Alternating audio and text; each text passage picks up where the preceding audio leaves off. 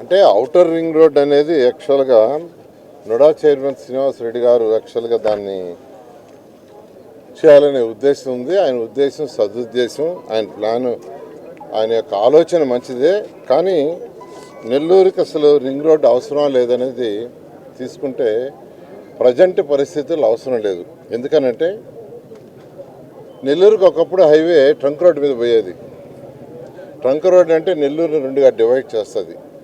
Traffic మొత్తం heavy, Nellore trunk road heavy traffic. అందుకని ఆ తర్వాత మినీ బైపాస్ అని వచ్చింది, మినీ బైపాస్ రోడ్ అది తీసుకొచ్చారు. అది వచ్చిన తర్వాత ట్రంక్ రోడ్డు మీద కంజెషన్ తగ్గింది. అదైన తర్వాత బైపాస్ వచ్చింది. బైపాస్ వచ్చిన తర్వాత ఈరోజు ఎక్కడ సమస్య లేదు. బైపాస్ 4 లైన్లు ఉంది, దాన్ని కూడా 6 లైన్లు చేస్తున్నారు. మరొకటి ఏంటంటే బైపాస్కి యువతల సైడ్, ఈస్ట్ సైడ్ ఉండేది చాలా తక్కువ ఇళ్ళు, చాలా తక్కువ.